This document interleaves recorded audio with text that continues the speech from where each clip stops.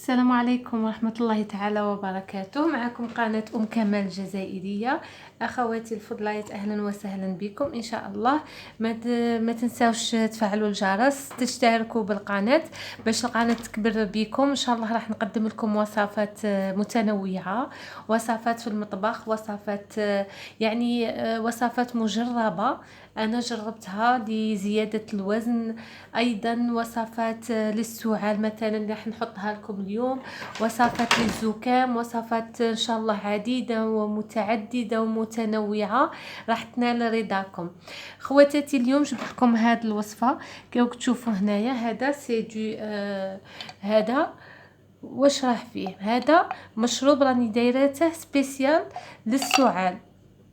واش راح نديرو فيه هنا؟ تجيبوا حبه بصل عاديه نورمال، حبه تاع بصل ترابيوها خواتاتي في لاغابوز، وتجيبوا المصفات. تجيبوا هذا المصفات وتحطوا البصل هذاك اللي رابيناه هنايا، وتبقاو بالملعقه تحفسوا عليه هكذا كيما نقولوا حنايا، تبقاو تصفيو هذاك الماء الموجود في البصل، تصفيوه مليح مليح حتى يخرج لكم هنا، يولي عندكم الماء تاع البصل. وهنا يبقى لكم البصل، هذاك البصل اللي يبقى لكم هنا ما ترميوهش، يعني ديروا به نصبوا به اي حاجه للطبخ، ولا استعملوه للشعر، ولا ما ترميوهش. وكي ديروا هذاك الماء راه عندنا مثلا هنا راه عندنا ماء البصل ياك. واش نديروا الخطوه الثانيه؟ نروحوا نجيبوا العسل الحر. ناخذ ملعقه، انا ما راحش ندير هنا دروك خاطر راني كنت ديجا حضرته هذا مقبل، وقلت والله غير نحط لهم الوصفه حتى ولاني ما نوريكمش كيفاه، ولكن غادي تفهموا عادي. اذا هنا رانا صفينا هذاك الماء تاع البصل، نجيبوا العسل الحر منا، نرفدوا العسل الحر ونزيدوا على هذاك الماء تاع البصل ونحرك ونحكموا هذا الكاس هنا اللي كنا درنا فيه. وعيد ماء البصل ودرنا فيه 2 معالق عسل حر. هذاك الماء اللي راه هنايا دروك، هذا الخليط اللي راه هنا نحركوه. ها هو مثلا هذا هو. اذا واش راح نديروا له؟ ها هو يجي كيما هكا كيما راكم تشوفوا خواتاتي. نحركو مليح مليح مليح نحركوه. ولا شتنا كان العسل تاعنا جامد ماشي بارد، هنا واش راح ديروا؟ عادي راح تجيبوا كأس آخر هكذا، أو أي صحن يكون غامق شوية، ونضع فيه الماء الساخن، وندير هذا الكأس في هذاك الماء الساخن ونتركه يدفى. هنا كي يذوب لنا العسل يولي هكذا، هذا على شكل سيرو عادي، ولكن هذا المدة تاعو استعمال 3 أيام، يعني ما ديباسيش 3 جوغ. هنا تستعمليه فقط 3 أيام، تستعمليه لولادك الصغار، ليك نتيا، لزوجك، لاختك، لامك، اي وحده تكون فيها الزكام ولا السعال، ولا يكون القرزي تاعها يحرقها لا فارنجيت كيما راه دروك في هذا الاخر، كيما هاد الحلقه نتاع كورونا لها تجي ان شاء الله يا ربي يرفع علينا الوباء والبلاء. هنا تستعملوه محلول رائع. انا بعد درته راني شويه مريضه، ان شاء الله نطلب الشفاء لجميع المرضى. حكمتني فارنجيت الوغ هذا اول حاجه درتها هي هذه. دوك ان شاء الله يا ربي نزيد لكم وصفات اخرى راح فرانشمون تفرحوا بها، اقسم بالله. وصفات خواتاتي هذه انا مجربتها، يعني هذه الوصفات الطبيعيه مع الدواء اللي عطاكم الطبيب راح تفيدكم بزاف، خاصه في الوقت هذا تاع كورونا اللي رانا فيه.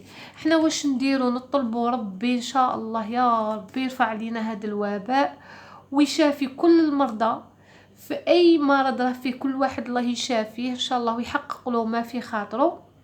قلت لكم انا بزاف وصفات نجربها، ما نخلي ما نجرب، يعني نجرب عليا على ولادي، دايرت لهم حقل تجارب ما نكذبش عليكم، ولكن نعرف شويه المواد اللي راح نستعملها، يعني مش اي ماده نقدر نستعملها في الوصفه تاعي. مثلا نستعمل الثوم، نستعمل الزنجبيل الطازج، الزنجبيل المجفف، نستعمل الكركم، نستعمل حبة حلاوة، نستعمل الشيح، نستعمل الزعتر، الزعترة، القرفة، نجمة الأرض.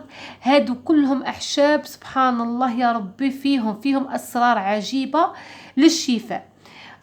كان هذا هو الفيديو. نتمنى خواتاتي تشتركوا في القناة، تفعلوا الجرس، ما تنساوش نتمنى منكم تكونوا مشتركين فعليين، يعني كل ما يخرج فيديو حتى ولو ما نقدرش ندير لكم واحد المونتاج اللي ملاخر، بصح على الاقل توصلكم المعلومه وتجربوها وتكونوا موفقين فيها. نوعدكم ان شاء الله راح نطور من القناه باذن الله، والقناه راح تكبر وتتطور بكم. ووعدوني انكم راح تجربوا هذا رائع رائع رائع جدا. جربوه ما تنساوش. للسعال وصفه رائعه. طريقه باش كيفاش تاكلوه نسيت باش نقول لكم. تقدروا تديو هكذا 2 مغارف على ضربه 3 مرات في النهار. تقدروا تدو مغرف صباح، مغرف بعد الفطور وعليها ترقدوا شويه، ومغرف بعد العشاء وتغسلوا فمكم مباشره لانه فيه البصل، وحتى في الصباح تقدروا تغسلوا موراها فمكم. وهنا تقدروا قبل ما تشربوا هذا الخال المحلول او هذا السيرو هذا، قبل ما تشربوه تدفيوه كما قلت لكم، ديروه في غرفيه ماء ومحامي وتخلوه يدفى، تشربوه شويه دافي. طريقه الاحتفاظ به ديروه في ان بوكال هكذا كما وريت لكم، ان بوكال هكذا، وديروه في الثلاجه. علاش نديروه في الثلاجه؟ وكي تجبدوه تبغوا تشربوا منه تسخنوه شويه في البان ماغي، ما ديروش فوق النار، يعني في حمام مريم، نسخنوه في حمام مريم. راني نشرح ونعاود لكم خواتاتي باش تفهموا الطريقه.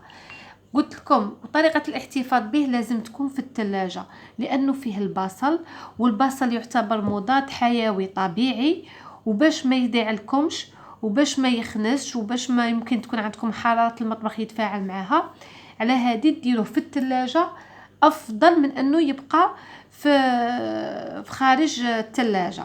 وكي تبغوا تستعملوا قلت لكم نسخنوه في الحمام مائي، ولا نديروا مثلا هذا الكاس فيه شويه ماء سخون ونديروا هكا الداخل فيه، ونخلوا هذاك الماء السخون شغل يدفيه لنا ونقدوا ناكلوا، لانه لا كان شربناه بارد هكا تما ما درنا والو، عاود بارد شويه يعاود يضركم في الحلقه تاعكم.